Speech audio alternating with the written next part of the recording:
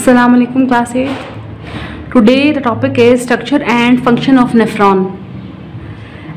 बच्चों हमारे human kidney में मिलियंस ऑफ नेफ्रॉन्स जो हैं मौजूद होते हैं और ये न्यूरॉन्स क्या हेल्प करेंगे, किस में हेल्प करेंगे? ये यूरिन फॉर्मेशन में हेल्प करेंगे और एक्सक्रीट आउट करने में हेल्प करेंगे। ठीक है, on your page number 12 the topic starts from the heading structure and function of nephron. ठीक है बच्चों, nephron is a functional unit of kidney. There are about 1 million nephrons in each kidney. यहाँ कहा जा रहा है कि 1 मिलियन की तादाद में जो नेफ्रॉन्स जो है एक किडनी में मौजूद होते हैं।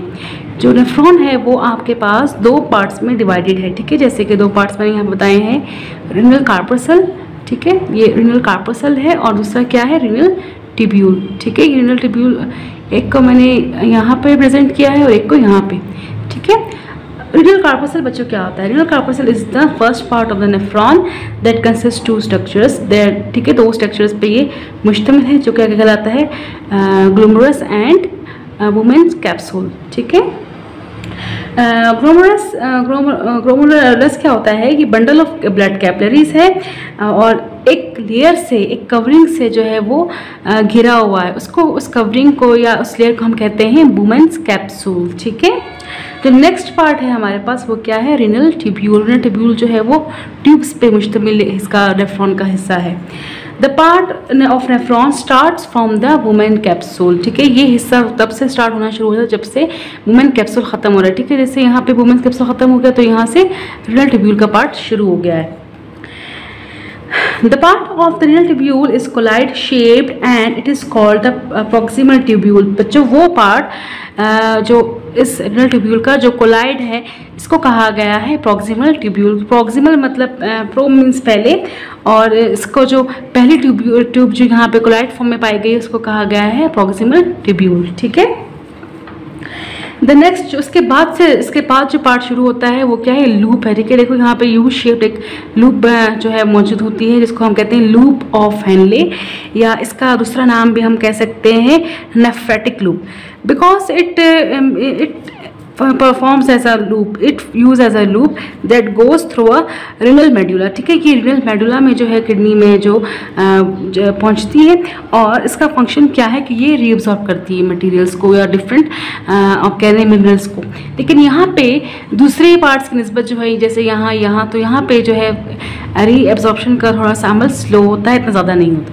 लेकिन प्रॉक्सिमल ट्यूब की अगर हम बात करें तो यहाँ पे क्या होगा, यहाँ पे जो बच्चों यहाँ पे जो रीअब्सॉर्प्शन का जो प्रोसेस है वो क्या होगा, ज़्यादा हो जाएगा। जैसे अमाइनो एसिड्स, प्रोटीन्स और ग्लूकोज जो है यहाँ पे प्रॉक्सिमल ट्यूब में जो है वो रीअब्सॉर्ब होते हैं।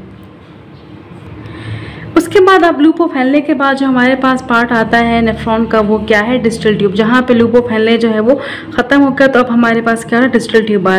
अब ये डिस्टल ट्यूब बच्चों क्या करेगा, ये डिस्टल ट्यूब जो है ये भी यहाँ पे भी रीअब्सॉर्प्शन का प्रोसेस स्टार्ट होता है, क्योंकि ज़्यादा से ज़्यादा जो मिनरल्स या पार्टिकल्स जो अगर यहाँ से फिल्टर्ड होकर डिस्टल ट्यूब तक पहुँच चुके हैं तो डिस्टल ट्यूब क्या करेगा, इसको वापस भेज देगा वुमेन कैप्सूल की तरफ या ग्लोमेरुलस की तरफ, जहाँ ये वापस फिल्टर होके जो है वो किडनी में ट्रैवल होके दोबारा ब्लड में पहुंच जाते हैं। ठीक है, फिर डिस्टल ट्यूब से बच्चों क्या, डिस्टल ट्यूब से जो कंसनट्रेटेड यूरिन जो है, वेस्ट जो है बच जाता है, वो क्या होता है, ट्रैवल करके एक कलेक्टिंग डक्ट में आ जाता है। ठीक है, ये कलेक्टिंग डक्ट क्या करती है, ये रीनल पेल्विस में एंटर होती है जहाँ पे यूरिन को ये एक्सक्रीट कर देती है। जैसे कि हमने पहले पढ़ा था कि जैसे बच्चों के जो यूरिन है वो कहाँ स्टोर होता है किडनी में, वो रीनल पेल्विस में स्टोर होता है। ठीक है, structure and function of nephron जो है मैंने यहाँ पे चार्ट की मदद से या फ्लो चार्ट की मदद से बनाने की कोशिश की थी कि नेफ्रॉन को हमने 2 हिस्सों में डिवाइड कर दी, रीनल कार्पोसल एंड रीनल ट्यूब्यूल।